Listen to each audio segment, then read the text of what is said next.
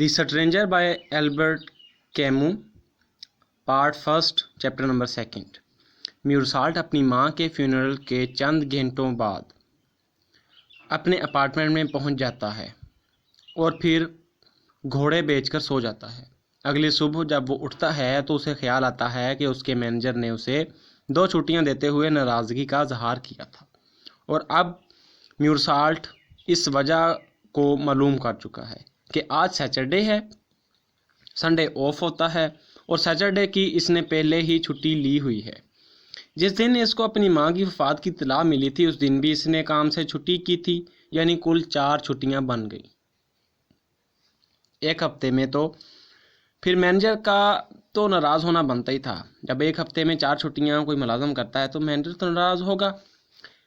ये खुद को बहुत थका हुआ महसूस करता है और फ्रेश होने के लिए एक स्विमिंग पूल, जो कि एक प्राइवेट स्विमिंग पूल है, उसका विज़िट करता है और वहाँ पर स्विमिंग करता है। इत्तफाकन वहाँ म्यूरसाल्ट की मुलाकात इसकी माजी की एक कोलीग मैरी कॉर्डोना से होती है, जो पेशे के लिहाज से एक टाइपिस्ट थी।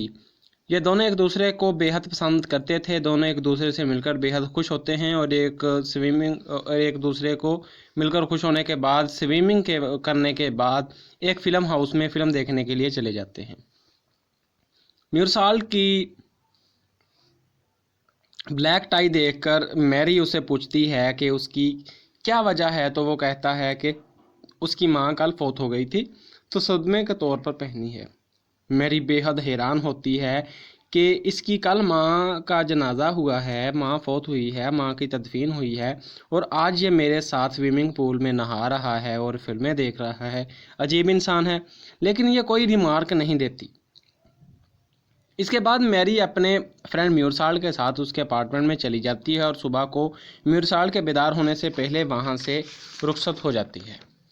फिर इतवार की सुबह को जब 10 बजे म्यूरसाल्ट बेदार होता है तो वो ये जानकर कि आज इतवार है बेहद बोरियत महसूस करता है। वो आज मामूल के मुताबिक स्लिशे रेस्टोरेंट पर खाने के लिए नहीं जाता, क्योंकि इसका ख्याल था कि लोग इसकी माँ की वफात के बारे में सवाल करेंगे, और घर पर अंडे बनाता है और ब्रेड के बगैर इन्हें खा लेता है। फिर कोई पुराना अखबार लेकर पढ़ना शुरू कर देता है और इसमें से खूबसूरत इश्तिहारात को काट कर निकाल कर महफूज कर लेता है और शाम के वक्त तक अपने घर की बालकनी पर बैठकर गुजरने वाले लोगों को देखता है और अपना वक्त गुजारता है।